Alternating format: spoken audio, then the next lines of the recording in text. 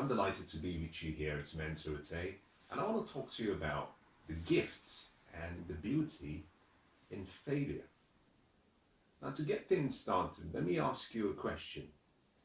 Have you ever failed in life? Now, let me ask you a second question. Did you fail yesterday? Now, those are two very important questions, because I personally believe that every day that goes by that you don't have a regret, and it has to be a healthy regret, that represents a day that you did not learn. I believe that every day you should be recording all of your failures. You should have occasions throughout the whole day where you push yourself beyond your edges of your comfort zone, and you allow yourself to step into that discomfort where your growth lies. I believe every day we should fail, but we should fail intelligently, and we should fail fast. If you want to be successful, you have to double your rate of failure. And I love what Winston Churchill says. He said, success is going from failure to failure without the loss of enthusiasm. And I want to share with you in the next few minutes 3 fundamental areas on your journey towards becoming a successful failure. I'm going to talk about the why, I'm going to talk about the how, and I'm going to talk about the what. I'm going to start with the why, because I think if you understand the purpose of anything, it makes the how and the what easy to understand. And I'm going to talk about why you need to fail. And let me start by saying this. The most important reason why you need to fail is because each and every one of us has greatness within us. We have more talents and skills and abilities and potential than anyone could think of. However, the greatness that lies within you is only activated in the right environment and by the right circumstances. For the greatness in you to be aroused, you must go through what we call troubling times. You must go through what we call challenges and setbacks and failures, and you must go through the process of taking a risk, taking a chance on yourself. Without that, that greatness stays dormant within you. Just as you have greatness in you, you also have success. You're engineered for success. But success is not your destiny. Success is a choice. Greatness is a choice. And both of them do not happen by chance. They happen based on the decisions and actions you take. You must be willing to let go of what might feel comfortable, what might feel very natural, and go for something that might mean or might seem to be a bit risky. And I believe when you do that, you put yourself and you position yourself in an area of life whereby all of the dormant forces in life can start to come together to support your dreams, your goals, and your vision. The most important reason why you need to fail is because the greatness in you is awakened. I'd like to share a story with you. A number of years ago, a really remarkable artist was sitting down, and he was working on a piece of marble, and he was chipping away off these pieces of marble, and a young boy came up to him and said, "Hello, mister, what are you doing?" And he said to the young boy, "There's an angel within this marble, and I'm trying to let the angel come out and be free." The young boy stood there very puzzled, and he didn't understand, so he left. And he would come back occasionally to look at that piece of marble. The artist continued to chip away on that marble until he created a masterpiece. That masterpiece is seen by millions of people all around the world. As a matter of fact, millions of people travel every year to Italy, to Florence, just to behold this great piece of marble. That sculpture is the sculpture of David. The artist was Michelangelo. And every day Michelangelo had to chip away something from that marble to get the beautiful artwork. And I believe that every day you and I have to go through experiences of disappointment, experiences of failure, experiences of setbacks. And for every time we fail, we chip away on some of the marble of our life, and we're revealing the angel that lies within.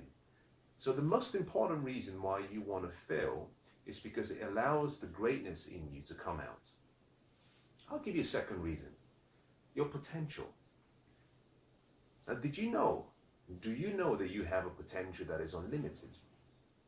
Now, I've got to be very honest with you and say that I don't really understand what that means. I cannot put it in my mind, and I don't believe anyone can express intellectually what unlimited potentiality means. I do understand, however, that it means that there is no beginning and there is no end. And for a human mind, that is almost impossible to comprehend because we haven't tasted or experienced what it means to have no beginning and have no end. But what that simply means is that we have no limits in what we can do. You have no limits in what you can do.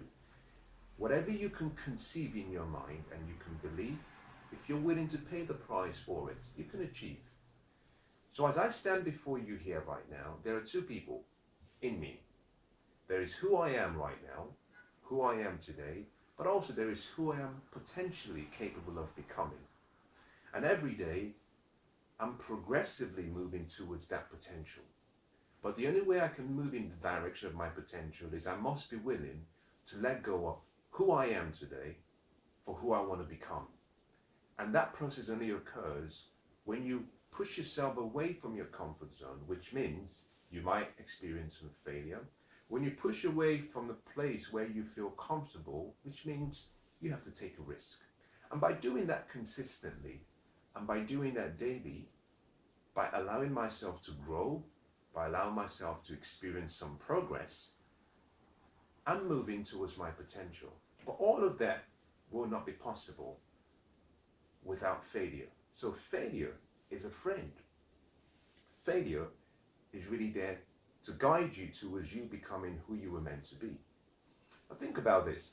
If you've ever seen a 400-meter hurdle race, along the track, strategically, obstacles are placed, and each of the athletes are expected to navigate carefully the race, and as they approach the obstacle, to be able to jump over the obstacle safely, land safely, and continue to run.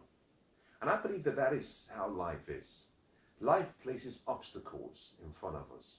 As a matter of fact, someone once said that in life, you're going through a crisis, you just left one, or you're heading towards one.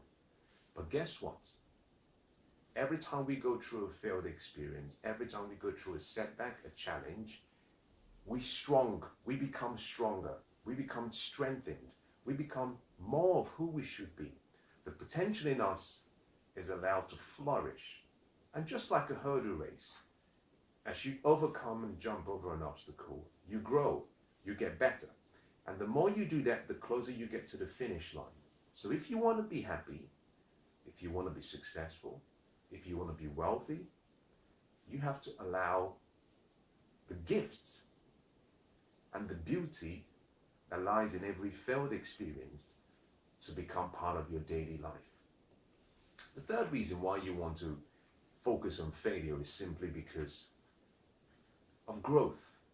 Now, I've talked about that slightly, but growth is one of the core needs that we have. Now, we have 7 billion people in the world today, and we're all different. By different, I mean, interestingly, we have different nationalities and backgrounds, we have different dreams and visions, we have different goals, we talk differently, we have different aspirations. But interestingly, we have a fundamental need that is unique amongst all of us. That need is the need to grow. We can't shake it off. It makes us complete. Without growth and progress, we don't feel fulfilled. And so fulfillment is an essential part of the success equation. I believe personally that without fulfillment, that anything else you achieve will lead to failure. I believe that the success equation has three component parts. The first part is you achieving whatever you want to achieve, you growing. I believe the second part is fulfillment, happiness, joy, peace. And finally, I believe it's having a great lifestyle. And growth allows you to find fulfillment. Just like a seed has a need to grow, you have a need in you to become the best that you can be. So you must welcome failure so your experiences help fashion you into who you should be. Now let's move to the next part, and let's deal with some steps that you must consider before you begin your journey through failure, and also so you can enjoy the experience. Now the first thing I want to say to you is, for you to become really comfortable with failure, you must have the environment. You must create that environment where you embrace failure. You must create the environment and the culture where you embrace failure. Interestingly, there are some sales organizations that have a very unique way of creating a lot of revenue. Some of these organizations sit together with their teams, and for organizations that make cold calls, they have a system whereby they've decided that the person who has the highest number of rejections on the phone every day gets a gift. And for that reason, they put a board on the wall and they track the highest rejections from the day. And at the end of the day, they all sit together and they talk about it and they laugh about it. But interestingly, the sales figures, the revenue generated, the profits of the company escalates. And part of the reason for that is because they've created an environment whereby they don't feel belittled by a rejection, by a failure. In other words, they've embraced failure, and because they've embraced failure, they're succeeding. You have to double your rate of failure. I think you should triple and quadruple your rate of failure. And I believe one of the best ways to do this is, at the end of every day, ask yourself two questions. What did I do right? Or what could I have done differently? At the end of the day, sit down and ask yourself two questions. What did I do right? What could I have done differently? Hidden in that is the key to success. It's called a principle of deliberate practice, which is practice with the intent of getting better every single time. But for you to get better, you must recognize what you did wrong. And you can course correct or improve. I found from my experience, the more I've studied success and successful people, the more I've come to the realization that there is a common theme amongst all successful people that I've observed. And this applies to any area of life: wealth, prosperity, good health, happiness, joy, business, lifestyle, any area, spirituality, any area of life. What I've found is that success leaves behind clues. And successful people do consistently and daily what the unsuccessful do occasionally. As a matter of fact, I found that the difference between the successful and the unsuccessful lies in doing things that are ordinary, but executing it extraordinarily well. And as a result of that mindset of continuous improvement on a daily basis, they get better, they grow, they succeed. So every day you must discipline yourself to commit to a habit of constant, never-ending growth and improvement. And the best place to start is to stop and ask yourself, what is not working? Where did I fail? What is the lesson to be learned? And then implement the feedback into your activities. Now, once you've created the environment that promotes and encourages and doesn't demoralize failure, what you have to do next is rename the experience. I'll give you a good example. In 2007, I lost a brother. Very sad, very tragic experience. Incredible personality, incredible person. Um, but I found that for a number of months that I felt depressed and I felt sad.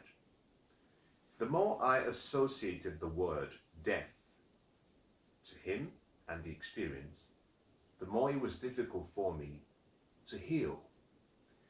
And one day I sat down and I said to myself, what are my beliefs? What are my core beliefs? And the more I thought about that question, the more I came to the realization that he hadn't died, but he had graduated from life. By changing one word, I changed the meaning I associated with the experience. By changing the meaning, I changed my feelings towards the experience. By changing my feelings, my attitude, my behavior, and my actions changed. So the most important thing you have to do when you go through a failed experience, and even before you start, is you have to rename failure. Give it a new name. Now I call it, in my life, I call it practice shots. I call it learning experiences. And because I call it practice shots, I do what most people do when they make a bad practice shot. I just simply dust it off myself and say, oh, Mensah, you're better than that. That was a poor shot. You can do better than that. And I course correct. If I make another poor shot, I say, well, you're improving, but you're still falling short of the mark. You've got what it takes. And so I talk to myself using words of affirmation to encourage myself. And because I've changed the name of the experience, I welcome failure every single day. Because for me, it's a learning experience. It's a process of growing. And that changes everything for me. So you have to rename failure. Whatever experiences you have been given this great ability and this great gift called your mouth. And your mouth is not simply just for kissing and eating and drinking and singing and whistling. Your mouth is creative. As a matter of fact, your tongue is so powerful that one author said that your tongue is like the rudder of a ship. Now, if you've ever seen a huge ship is controlled by a very small device. That small device would direct the ship in any way it wants to travel. In the same way, your mouth can create any experience you want. You just have to choose empowering words based on empowering thoughts, based on words that edify you, encourage you, inspire you, motivate you. And by choosing carefully the right words and speaking those words, you can change your focus. And wherever your focus goes, your energy flows in that direction. So rename the experience. Now the third thing you need is you need a strong self-belief. You will never outperform the picture you have in your mind about you. I'll say that again because I think it's really powerful. You will never outperform the picture in your mind about you. You will always act like the person that you believe you are. Self-belief, self-image, self-identity always precedes performance. So through every failed experience, your attitude towards that experience was based on how you see yourself. And so the fundamental part of life begins by having a strong, but also by having a rich self-image. If you have a good self-image, then you can overcome any challenges you face. Because what you come to understand is that the experiences you face and the failures you have are not about your self-image. That they're simply a reflection of the actions you've taken in the present. And that if you can change your actions, you can change the outcomes. But your self-image should be kept separate from the failure. You must always see yourself like the great person you are. You must see yourself as really special, really unique. Now I believe that you and I were fearfully, wonderfully, beautifully, uniquely made. Now, if you disagree with me, that's okay. But let me just say this to you, and I want to leave this with you. Think about this. There are 7 billion people in the world today. We've had 107 billion people who have lived. Of the 107 billion people who lived, none of them was like you. None of them was like me. Of the 7 billion people alive today, right now, none of us is like you. Now, long after I'm gone and long after you're gone, the world will continue and there'll be more people. But none of the millions and billions of people that will come after our time is up will be like you. And that means that you are not just unique, that you're significant, that you were beautifully and fearfully made and born for a purpose. And that purpose is only unique to you. No one else can do that purpose. No one else has that purpose. That makes me feel excited. You know, I get goosebumps just thinking and talking about that. The knowledge that 7 billion people exist, but none of them is like me. That's just so wonderful. So you see, my self-image is based on my uniqueness, is based on who I am, is based on what I'm born for, is based on where I've come from, is based on something that is founded on a rich truth and knowledge. And that is the same thing I want you to have in mind. You must have the self-image of greatness, because that is who you are. The image that you're made in such a unique way, you're made for such a special time, and you're made interestingly different from everyone else. That means you're special. So your self-image, if you don't have a rich self-image, it's important that you start painting a new picture of who you are.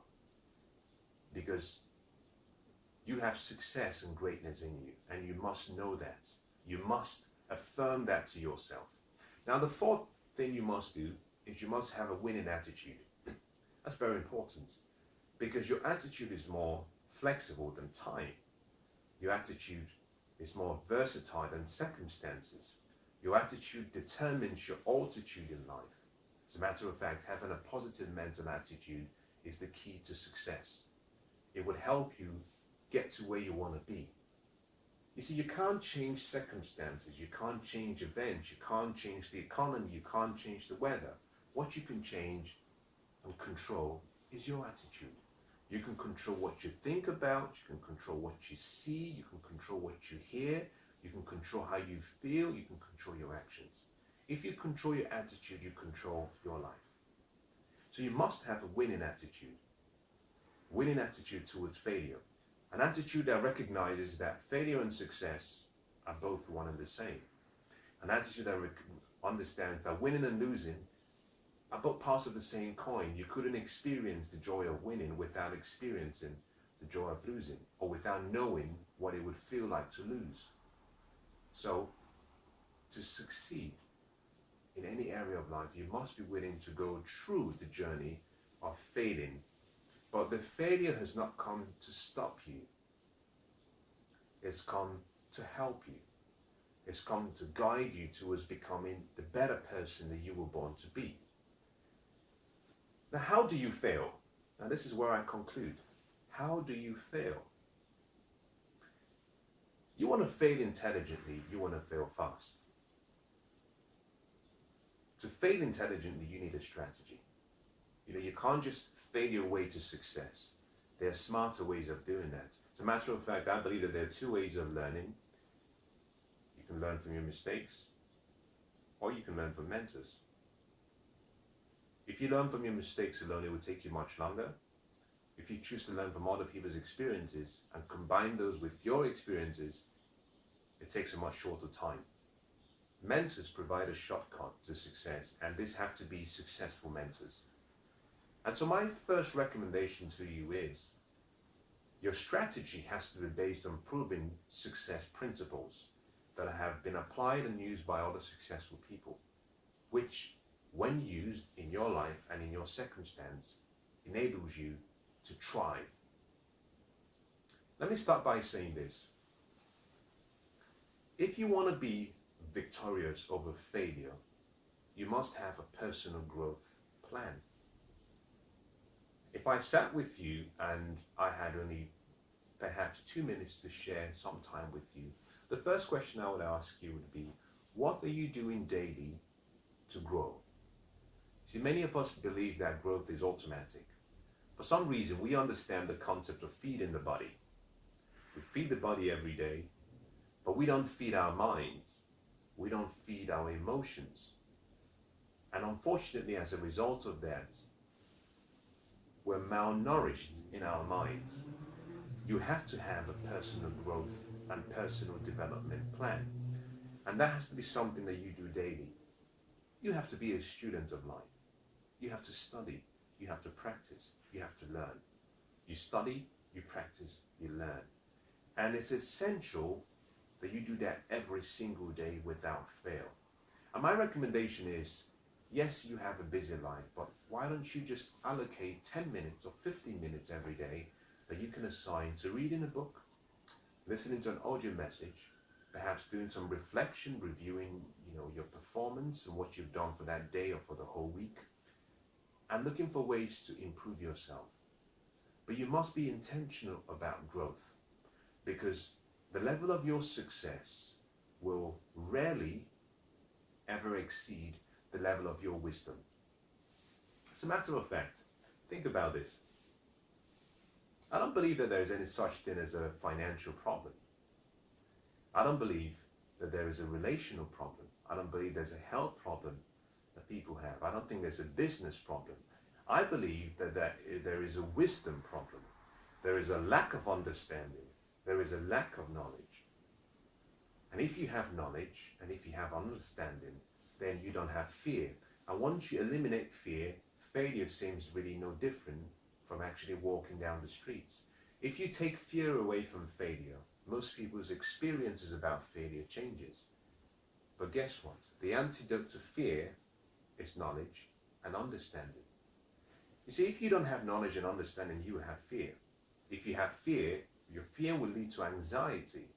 That anxiety will be manifested through your body. That would stop you. In so many ways, that could paralyze your destiny because you're fearful of failing.